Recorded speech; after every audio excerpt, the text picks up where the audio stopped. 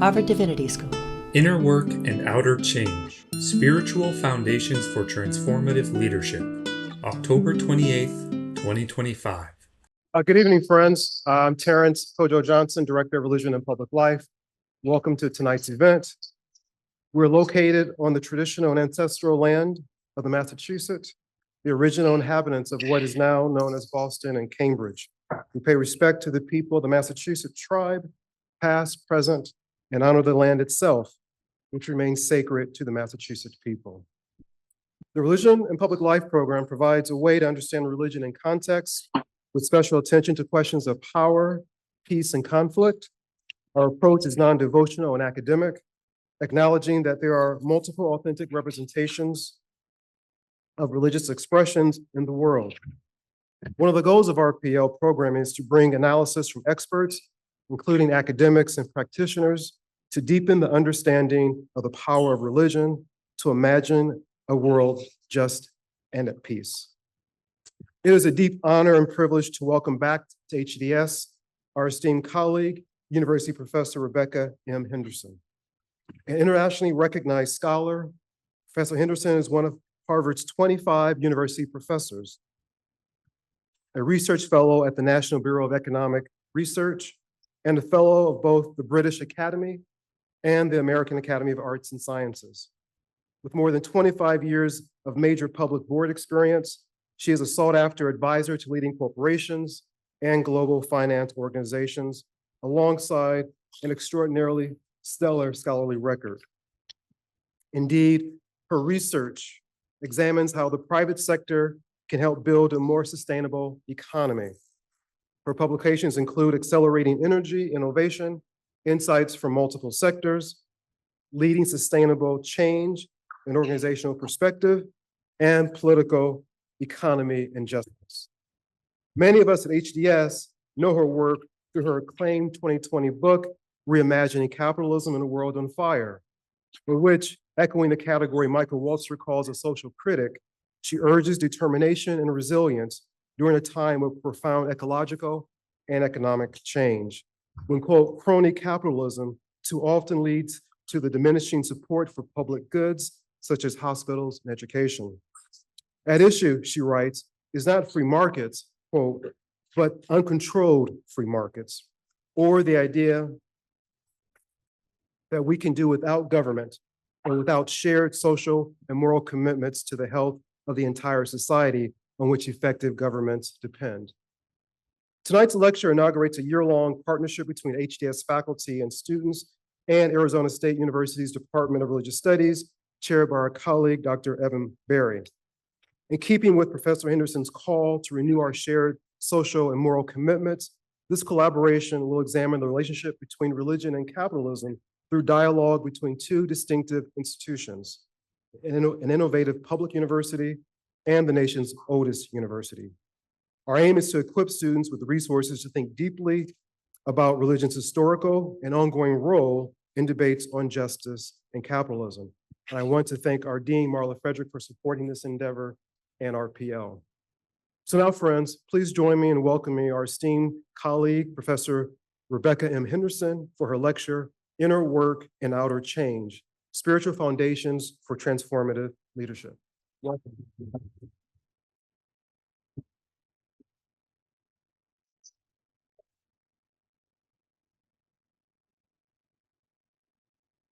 Terrence, thank you very much for that kind introduction. Terrence has basically told you what I'm going to say. But I'm going to say it with a bit more data and some stories. In 2020, I published a book called Reimagining Capitalism, which was about really rethinking what capitalism might be and what it could do. I was very proud of the book, and it had some success despite the fact that it was in the middle of COVID. It went into 7 languages, and I ended up giving hundreds of talks to thousands of people. But I learned something important. I learned that I had made a major mistake in the book. I had made an instrumental case for reimagining capitalism. I had laid out the business case, the economic case, for business to act in a very different way. And it was clearly not enough. As I gave talk after talk to men in very expensive suits over Zoom, it became clear that they were not prepared to actually act. They didn't disagree. People would say, that's very interesting, Professor Henderson. But they were unwilling to take the risks, to make the emotional investment required to really rethink the way capitalism is run. And so I ended up on a quest for an answer to the question of whether in a development, in a work, spiritual renewal, in this talk, I'm going to play fast and loose with these terms, which I understand at the Divinity School is a super dangerous thing to do. But my background is deeply pragmatic. I was trained as an engineer and an economist, and I don't really care what it's called, but some turn to the inner life, to the transcendent, to a sense of something more than just the day-to-day. That's what I'm pointing to. And I'm going to argue that it is essential to reimagining capitalism, that it is integral to many of the leading firms who are moving this all forward, and that there is reason to believe it might be generalized. So that's where I'm going. So the inner life of capitalism. I told my husband I was going to give a talk on the inner life of capitalism, and he said, does it have an inner life? Which I think is perhaps representative, but nonetheless, I'm going to try and persuade you of two things. It says three, but only two. Two things are that capitalism can be reformed. I work enough with people under 35 to know that this is a highly controversial proposition. But I'm going to try and persuade you we're better off reforming than destroying.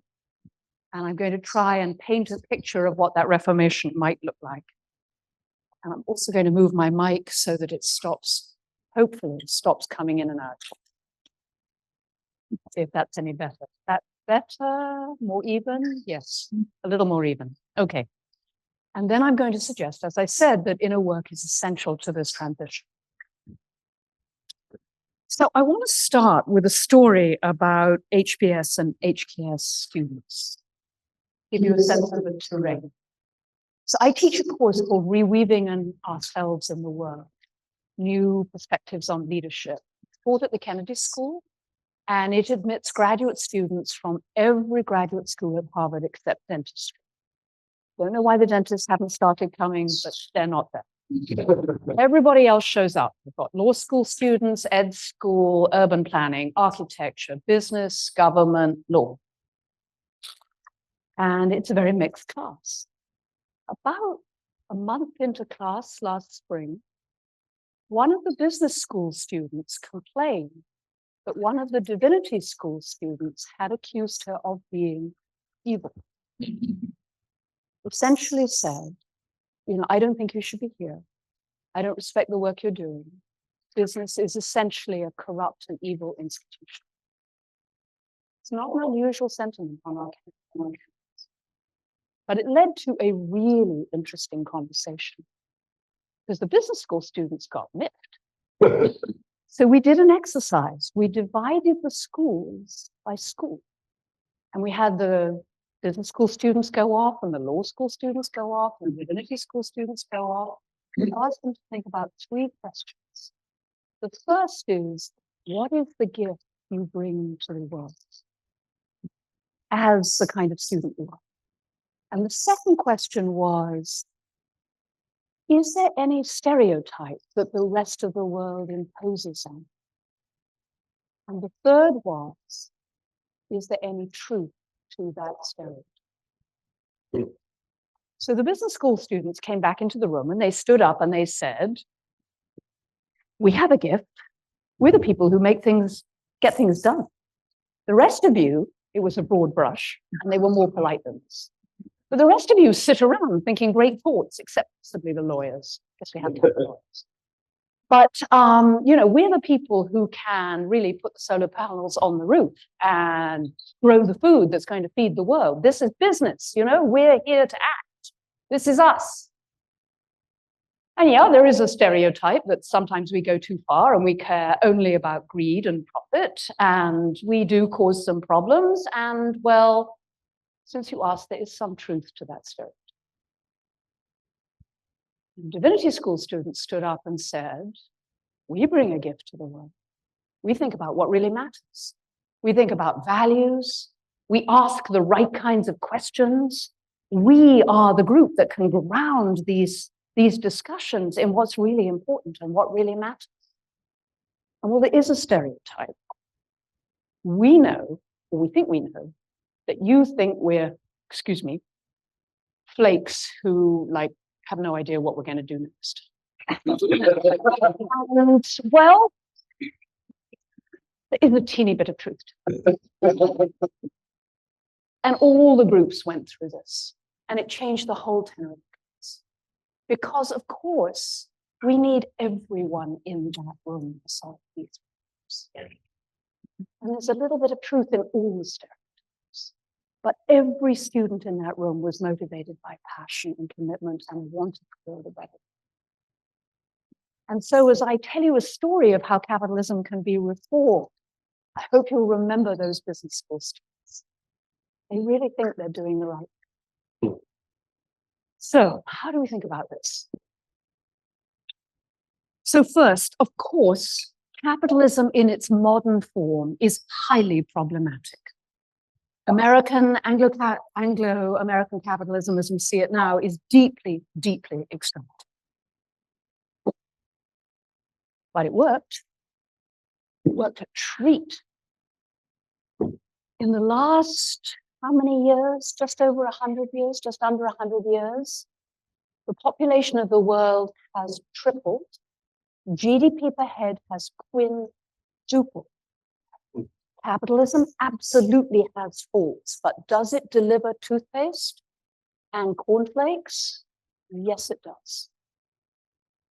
So unbelievably productive. Life expectancy has accelerated enormously. 100 years ago, most of us would not have lived beyond the age of 40. 100 years ago, my ancestors were Scottish peasants eating turnips, dying young. We have done a few things. Child mortality has collapsed. Fewer children and mothers die in childbirth now than in the 1800s, not on a proportional basis, but in total. So anytime we start to criticize capitalism, believe me, I learned this the hard way working with business people and my colleagues at the business school. You have to start with an acknowledgement of what it can do. An unparalleled source of innovation, productivity, and choice. Modernity had a promise. Its promise was unrestricted autonomy. You can do anything you want. Seamless progress, security and order, and happiness and comfort. This is from a book by Vanessa de Oliveira called Hospicing Maternity.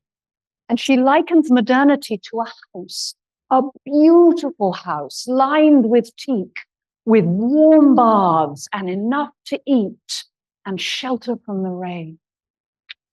That is the house that the global north built. That is the house that modernity built. And it had its promise.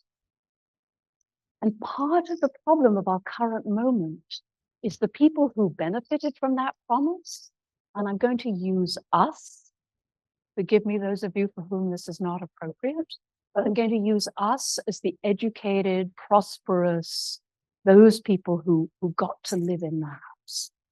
For us, it worked. Sweet. And part of the problem of the current moment is we don't want to let it. We really don't want to understand, to admit that, of course, modernity came with a shadow. And the shadow was complexity, entanglements, systemic violence, and most obviously, planetary limits. We could cut down all the forests, we could take all the water, we could burn all the coal, we could throw the waste out the window, and the world would die. and the world is dying. 6 of 9 critical planetary boundaries are trespassed. Fossil fuel consumption continues to increase. The Saudis are building a ski resort in Saudi Arabia. Global heating continues. Current projections anticipate 3.3 of heating by the end of this century. Our grandchildren will see the end of this century. It will be an unimaginably different world. It will be much hotter. These are days above 28 degrees C wet bulb at 3.3. So 28 degrees C wet bulb is 100% humidity. 28 degrees C wet bulb is when the human body begins to break down. You can see that particularly in the tropics, in South America, in southern US, here and in India, there will be, on average, and the expectations are always, the models are not perfect, but on the order of a month a year when it will be impossible to work outside. This will result in enormous suffering. People are already dying in India. Famous case of a young woman helping to build a building who dropped dead at Heathrow just a few weeks ago. And lots and lots of forced migration. This will be accompanied by huge variation in precipitation patterns, droughts and floods. I know at least one major European government that is actively, they're not, that actively believes, expects to see rolling systemic breakdowns. So this is 2-3 months breakdowns in water, energy, food, transportation by 2030. They have suppressed the report, which was designed to explain how this particular government is going to prepare for these events, because they don't want to put too expensive, need to pump up the military budget, deeply worried about populism, can't afford to spend money on psychosocial and other forms of resilience right now. So the world's going into this largely prepared or unprepared or actively running backwards. And at the same time, as you know, inequality has significantly increased. Wealth gaps by race and ethnicity remain significant. Democratic institutions are under attack, partly because of the huge increase in inequality. Strong men are rising. The world is at war. No one knows what's going to happen with AI. We have a massive mental health crisis. The technical term for this is polycrisis. I'm just curious, anyone heard the name? How many of you have heard of polycrisis? Okay. So a polycrisis is when you have multiple crises that interact and accelerate each other. And so we are in the midst of a deeply problematic moment.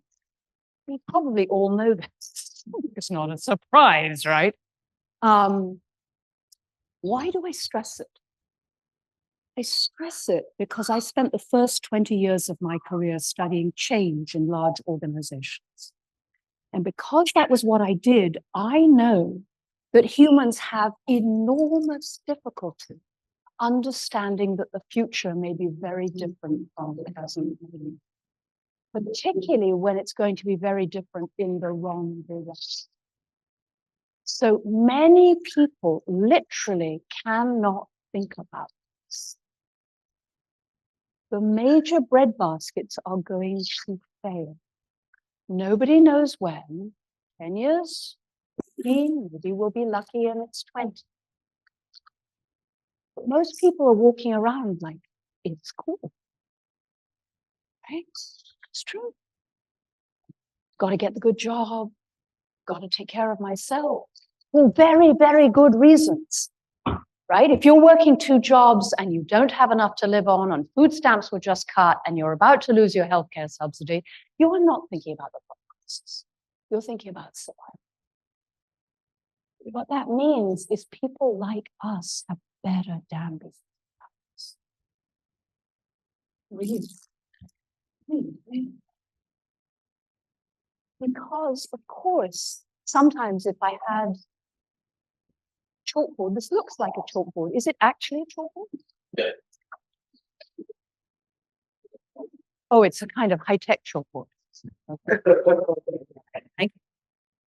So, you know, a lot of people, if you ask them what they expect the future to be, this is performance and this is time, they say, oh, it's going to be great. Well, a lot of people where I live at the business school. AI is going to be fantastic, the technology, and it could be great. We have the technology to address these questions. We have the technology and the resources to arrest climate change, feed everyone on the planet, and give everybody a sense. We have the resources. This is a crazy thing. So it's going to be fine. Now, as you can probably guess, I think this is delusion. So where do we go after that? Well, the natural place to go is this, often called doomerism. So this is techno-optimism. This is the current rulers of our country. This is doomerism. Anyone know any doomers? These are a few of you, especially among young people. We have strip mined the planet, we have taken everything, and it's going to crash. It's a large group, and it's not crazy. You can talk yourself into doomerism quite easy. But what's actually going to happen is more complicated, I think, and more interesting. Things are going to get worse. And then the question is, we could go all the way to ecosystem collapse. Probably not, actually. And we could talk about the technology, why not? This seemed likely 15, 20 years ago if we did nothing. Now it looks less likely. So if you were a betting person, you might go for techno-feudalism. A dramatic reduction in complexity of our society with most of the power concentrated in very few hands. But it is our job.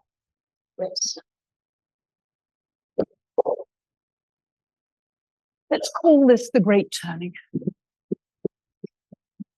Some of you may know the work of Joanna Macy.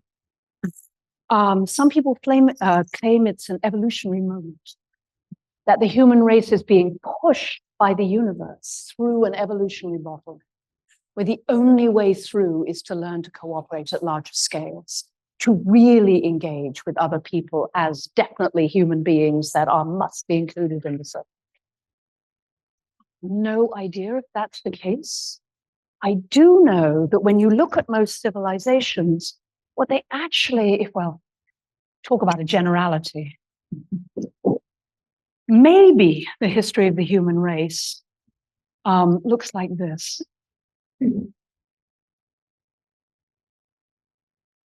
Where you tell me this is the decline of the Roman Empire, this is the Black Death, this is World War II. Are we going into something? And so it's not about optimism or pessimism. It's about what we do. So what can we do? This is the same diagram, just on it. So our problems have many causes, right? Denial, short-termism built into all our systems.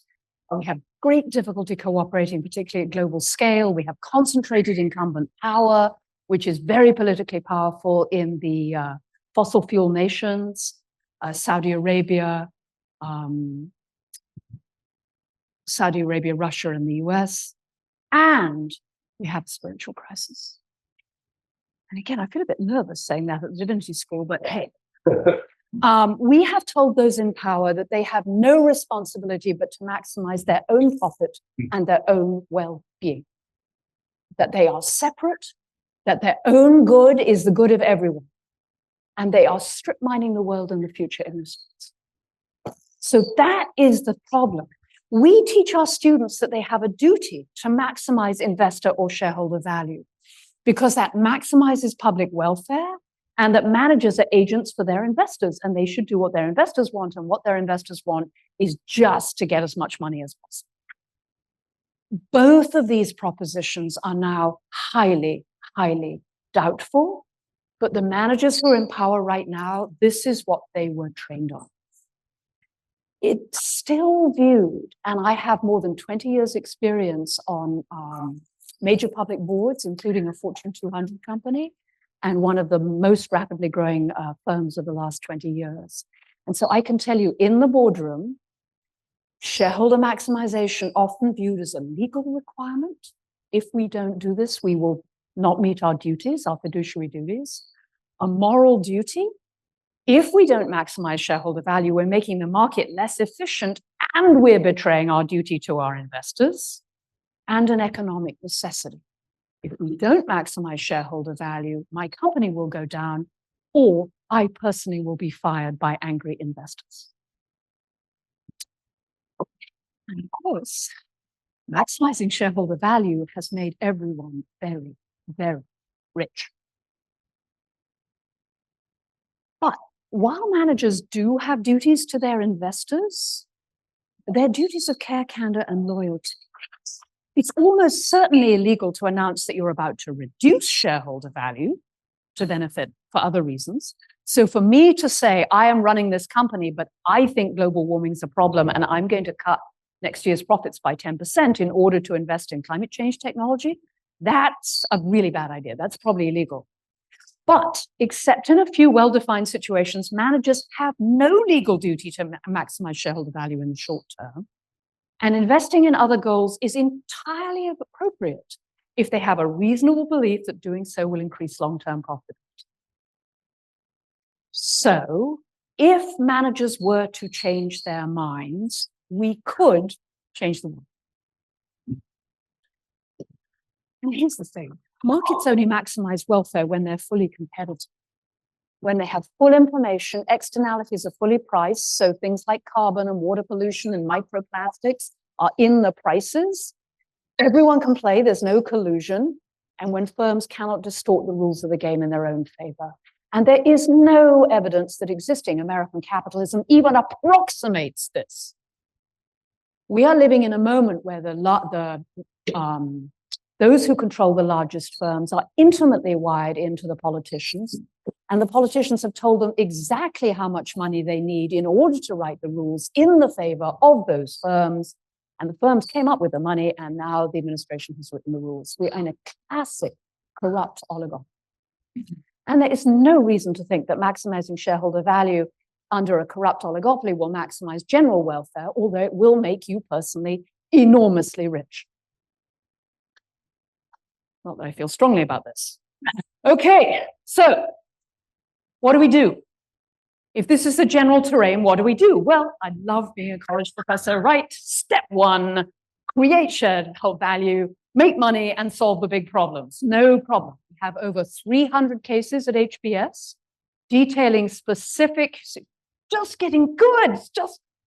I know, Dean. Lovely to see you. Thank you very much. Thank you. Make money, solve the big problems. We have over 300 HBS cases going through the business case for doing this. We know that firms can reduce their energy use, reduce their water use, build entirely new businesses based around these new technologies, and make money. You're going to ask me, would this take you the whole way? No, it takes you about halfway. The statistics we have suggest you could, for example, address about half of the environmental problems we have quite successfully on an NPV basis. So that's exciting. I want to give you a concrete example because, again, what I want to come back to is I think the only way this is going to happen at the scale and speed we need is if we can change minds, if we can persuade people that doing inner work is essential. And in today's hyper-globalized, very rich senior elite classes, that's a weird proposition. So let's talk about that. You may find it obvious. So I want to tell you another story. I want to tell you a story about a man called James Reed and the women of Ashley Stewart. So James was a first-generation South Korean immigrant. He came to the US. He got degrees from all kinds of fancy places, including this one, and went to work in private equity and investment banking. He was very, very good at it. But in 2017, he found himself in a warehouse full of bugs without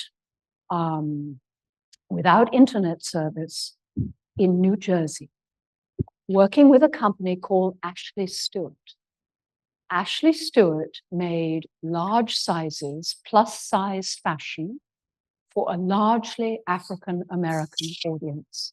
And they were right on the edge of going bankrupt. And James, who had recommended to his partners that they invest in this company, felt guilty about it. So he agreed to move to New Jersey for 6 months to turn this company around. And you can see him looking slightly uneasy. So here's his story. We won't see the whole thing, but I'd like to show you a bit of it.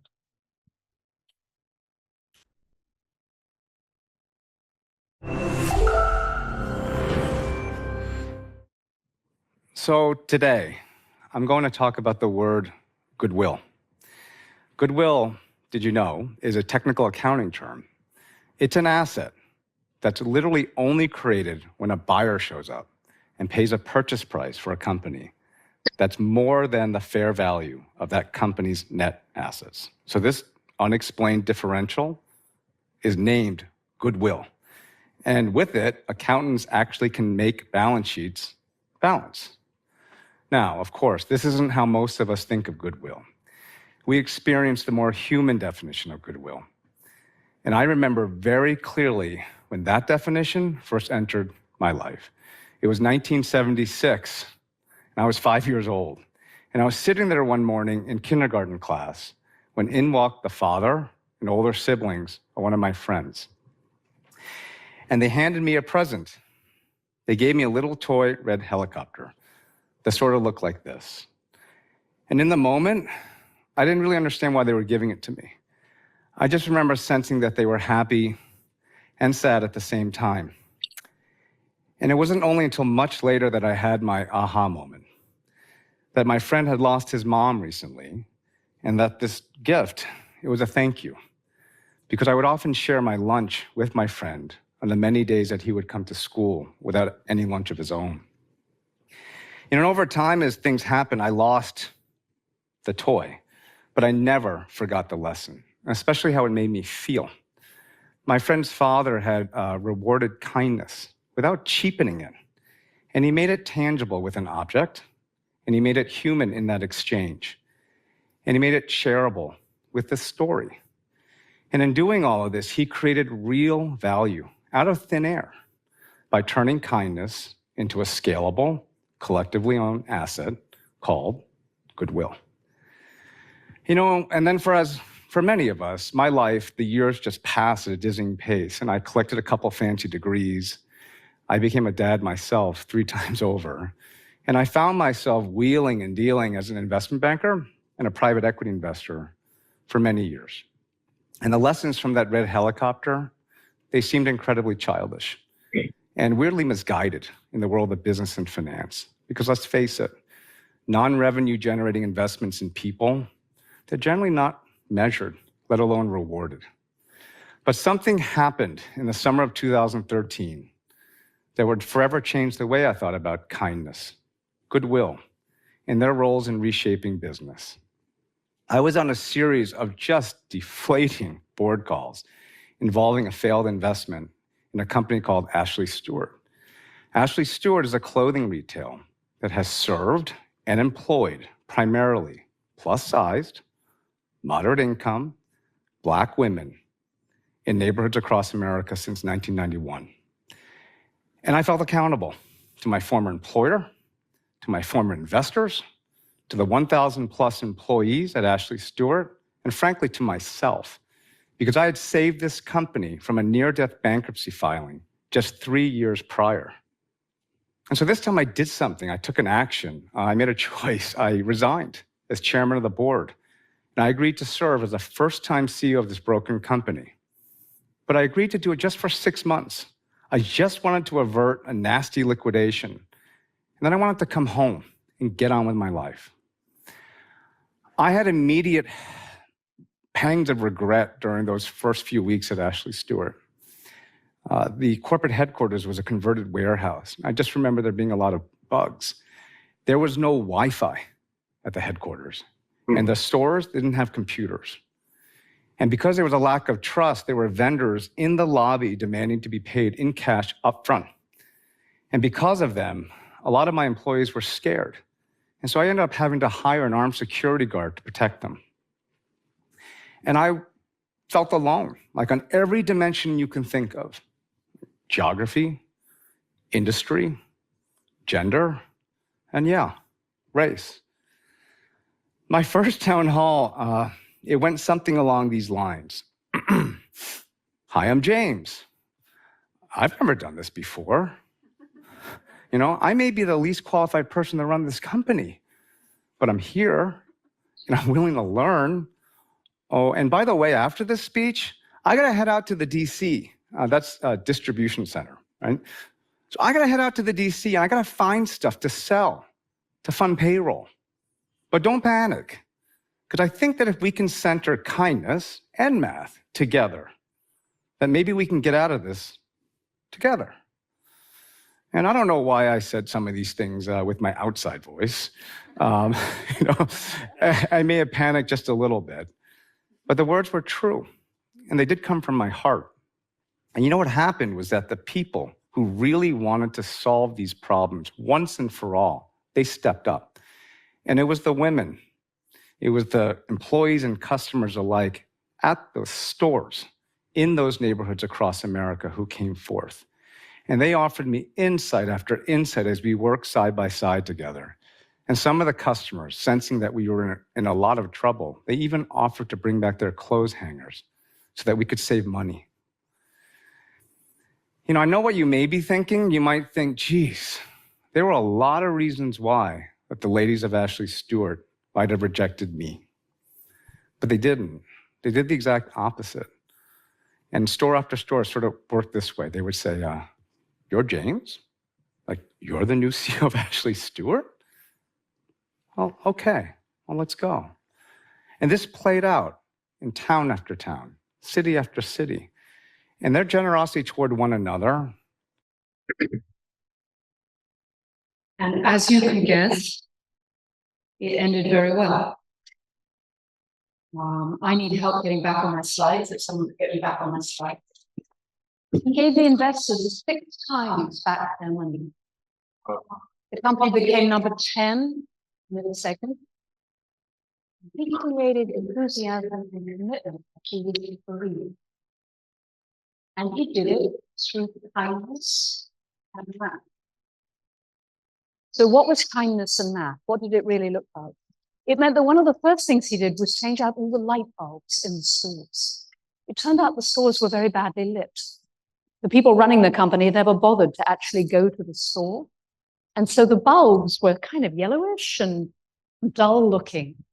And the bad illumination meant that many people were falling off step ladders in the stores because they couldn't see. He saw there was an insurance bill. He was like, what's happening? Why are people getting sick? And so he went to the stores and said, this is ridiculous. He invested several $1 million in dramatically upgrading the lighting. What did that do? Firstly, it meant that kindness was no longer a word. Why did the employees trust him? Because he invested a great deal of money in their safety right at the beginning with no guarantee of return.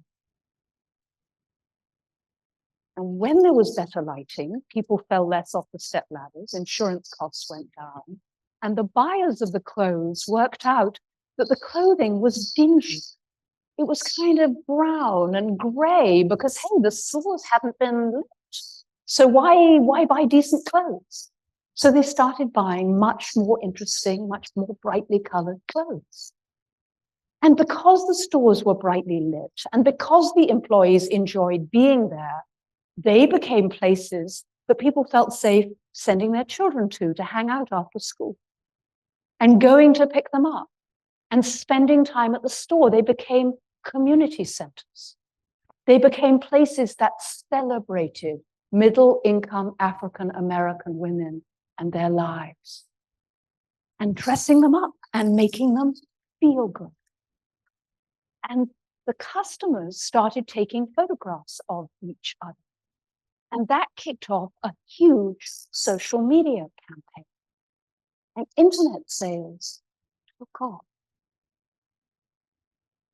6 times investment back to the investor. Because James bothered to run the company thinking about the people as people. And because he ended up being willing to spend 7 years in suburban New Jersey getting it. So kindness can make a huge In a cooked-up difference. study, 5 out of 6 amateur food critics. So I would show you a cool video, but for those of you who stay, a couple of really cool videos of the employees doing their stuff. It's really amazing what James built. But I want to tell you that James's story, it's not common, but it is not unusual either. That some firms are run much better than others. This is a surprising fact. I spent 20 years in windowless conference rooms trying to make go away. Within the average industry, the plant at the 90th percent of productivity, that is the 10% most productive plants, make more than twice the output of the 10% least productive plants with the same inputs. The economists hated this. 20 years trying to make the result go away. It had to be something about the quality of the education of the labor force or the nature of the managers or the price cost margin again and again and again. But it turned out to be robust. It happened in a bunch of industries. This happens to be airline kitchens, exactly the same employee base, exactly the same inputs. And the most productive kitchen was 3 times as productive as the least. 3 times the amount of food coming out of the kitchen. It's not about information. It's not that some firms have this magical secret and that that's what makes them more productive. It's not about competition. The economists thought, well, maybe firms that were in more competitive contexts, they tried harder, they were more productive. No. It comes from the adoption of high commitment work practices. Treating everyone with dignity and respect, investing in intensive skills training, using high-powered incentives and promoting on merit, building world-class teams, communicating extensively, giving everyone as much information as possible, and distributing power. Huge effects on productivity. Not necessarily huge effects on profits. Why not? Because managing this way is expensive. You have to pay your people decently. You have to distribute power, and sometimes there are mistakes. You have to make the investments like upgrading the light. So no guarantee you get super rich managing this way. James did, brilliant manager. But every guarantee that you can survive. Every guarantee that you can survive. This is a firm called Mercadona, a famous Spanish retailer, family owned. They run this way and they are outstandingly successful. No one makes money in grocery stores, just no one. Trust me as a business school professor. And they do. Most profitable chain in Spain. Why? Trust, distribution of power, treat everyone as a human being. Pretty radical, huh? Super radical. I have a bunch of scholarly work about why it's so slow to diffuse, but it's really summed up in this slide. Okay. So if you manage with purpose, if you really say and act that the business is there to cause the flourishing of humans and that making profits is a means to an end, not an end in itself, you see shared vision of where we're going, much deeper levels of meaning and authenticity among the employee base, and strong levels of identity. Even the accountants in these firms do better because they're proud of who they're working for and what they're doing. And these, in turn, give you strategic alignment, intrinsic motivation, trust, and this gives you very strong result in the literature. But we don't see people adopting these techniques. They're super slow to diffuse. Why are they so slow to diffuse? Because it takes time and energy. Because you have to trust that managing this way will make a difference. And typically that means 2 or 3 years of lower profits as you get the new ways of being into action. Because you have to redesign the operations of the firm to take advantage of the engagement and the excitement of the employees. So at Ashley Stewart, all the ordering used to be done at the headquarters. Everyone was micromanaged. James stood that on its head. So everyone ran their own store, picked the merchandise that was best for their own customers, had a, could price in the way that made most sense to them. That takes time to put into place. And it takes trust.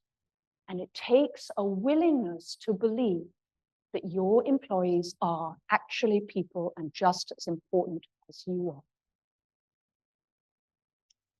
We have built a system in which people manage on numbers and have taken numbers to be the ultimate measure of worth.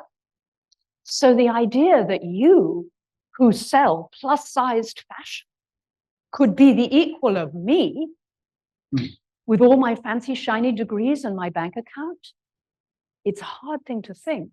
And if I do think it, well, that means I have to actually connect to you and ask about your kids and know how you're feeling. That's expensive. I actually think that's the most expensive part. And we have created a system which screams for people who are not interested in doing it. They love the idea that you just manipulate the numbers and that gets you where you need to go and no messy human stuff. So why is inner work so important? And my guess is everyone in this room could have given this talk. So firstly, what is inner development? What do I mean by inner work? Well, I know enough about inner work to know that I don't really know. So there's a ton of different ways you could think about it, right? And I'm happy to share these slides with anyone who might find them interesting and the syllabus of the course I teach where we try and unpack this. But you could go hang out with a therapist to get more developed. You could try and connect to your inner core, actively cultivating things like compassion and generosity.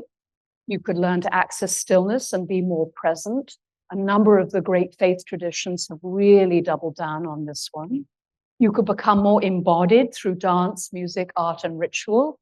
Ditto great faith traditions, right? If we think about religion, big investment here, big investment here.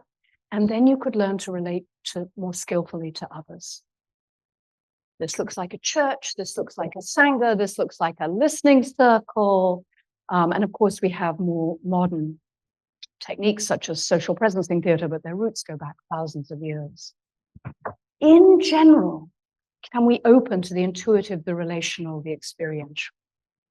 And, if we had more time, we could go off into a deep and interesting conversation about why it is that our society has so privileged the cognitive, the analytic, the separate. It's partly because of those slides I showed you before, right? It really worked. It really worked. When we broke the world into pieces, when we separated ourselves, we got all this stuff. We didn't have to eat turnips and die at 40. But what we lost was most of this. I mean, you show this slide to the average MBA student and they're like, well, you saw James, right? He said, we don't really do that in finance and private equity. I'm getting good quality giggling to my right here. Entirely appropriate. But this is the answer. This is the answer. So all we need to do is rediscover this. And I thought you might be curious, who was James? How did he end up doing this? Why did the people he worked with trust him? Super interesting. This is James with his mother. First generation South Korean immigrant, highly trained in Korea, ended up working retail and cleaning jobs in the States. to give a better life to her children. And when James walked into Ashley Stewart, he didn't see plus-sized African Americans. He saw his life. And they could see that he saw them. People trying to get through under terrible circumstances and consistent discrimination. Deep spiritual stuff. He doesn't use spiritual language. We're friends now. He doesn't use spiritual language, but he's a deeply spiritualist. Mm-hmm. So why inner work? Well, if we could support people in doing this, why might it help?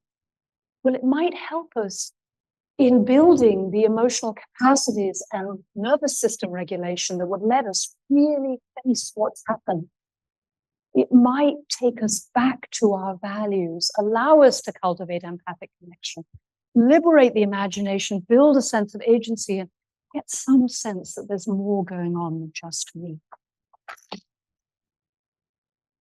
This is not a crazy list, right?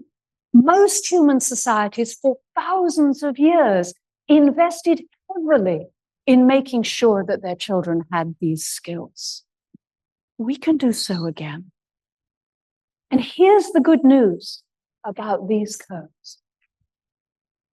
I think it's going to become quite obvious that the model is broken.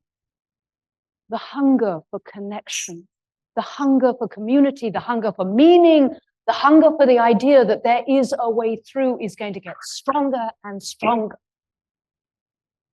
I don't think there's going to be a mass spiritual awakening overnight, although I have friends who believe that, and I always say, I really, really hope you're right.